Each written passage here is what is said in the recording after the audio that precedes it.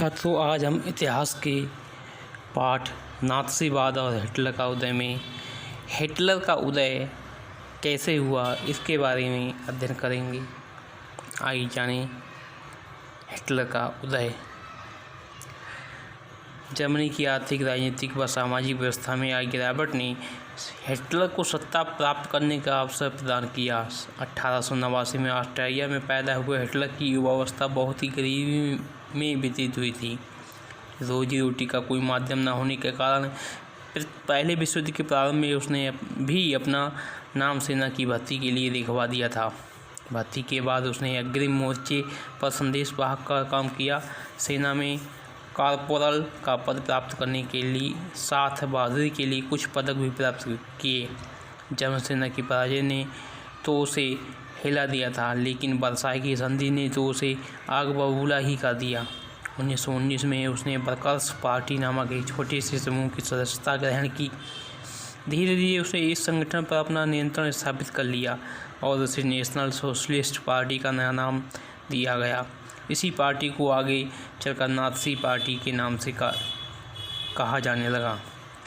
Hitler की विकास की कहानी। 1923 में हिटलर ने बावेरिया नामक शहर पर कब्जा करने, बर्लिन पर चढ़ाई करने और सत्ता पर कब्जा करने की योजना बना ली, किंतु दुस्साहसी योजनाओं में वह सफल नहीं हो पाया। उसे गिरफ्तार कर लिया गया। उस पर देशद्रोह का मुकदमा चला, लेकिन कुछ समय बाद उसे रिहा कर दिया गया। नाज़ी राजनीतिक समूह 1930 के दशक को प्रारंभिक वर्षों तक जनता बड़े पैमाने पर अपनी तरफ आकर्षित नहीं कर पाया था, लेकिन महामंदी के दौरान नाज़ीवाद ने एक जन आंदोलन का रूप धारण कर लिया। 1929 के बाद बैंक दिवालिया हो चुके, काम धंधे बंद हो चुके थे, मजदूर बेरोजगार हो गए थे, मध्यम वर्ग को लाचारी और भुखमरी का डर सता रहा था। नाज़ी प्रोपेगेंडा में लोगों को अच्छे भविष्य की उम्मीद दिखाई देती थी। 1929 में नाज़ी पार्टी को जर्मन संसद राइक्सटैग के द्वारा हुए चुनाव में 2.6% वोट मिले। 1932 तक आते आते देश की सबसे बड़ी पार्टी बन चुकी थी और उसे 37% वोट मिले। हिटलर के भाषण बहुत प्रभावशाली होते थे।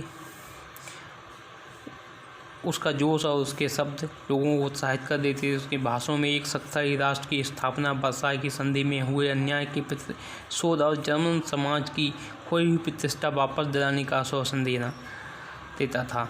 उसे वादा किया कि बेरोजगारों को रोजगार और नौजवानों को एक सुरक्षित भविष्य देगा और देश की विदेशी प्रभाव से मुक्त कराएगा। बहुत से विदेशी षड्यंत्रों का मुंह तोड़ जवाब देगा। वस्तुतः हिटलर ने राजनीति की एक नई शैली का विकास किया। वह लोगों को एकत्रित करने के लिए आडंबर और प्रदर्शन की जरूरत को समझता था। हिटलर के प्रति भारी समर्थन दर्शाने और लोगों में एकता का भाव पैदा करने के लिए नाज़ियों ने बड़ी बड़ी रैलियां और जनसभाएं आयोजित की। नाज़ियों ने अत्यधिक प्रचार के द्वारा हिटलर को एक मसीहा, एक रक्षक, एक ऐसे व्यक्ति के रूप में प्रस्तुत किया जिसे मानो जनता को तबाही से बचाने के लिए अवतार लिया हो। एक ऐसे समाज को एक छवि बहुत आकर्षक दिखाई देती थी जिसकी प्रतिष्ठा और गौरव लगभग खत्म हो चुका था और अत्यधिक आर्थिक और राजनीतिक संकट की स्थिति का सामना कर रहा था। हिटलर के बारे में इतना ही। मिलते हैं अगली वीडियो में। धन्यवाद। नए बच्चे वीडियो को लाइक अवश्य करें और शेयर सब्सक्राइब भी अवश्य करें, जिससे आने वाली वीडियो उनके पास पहुंचती रहे। धन्यवाद।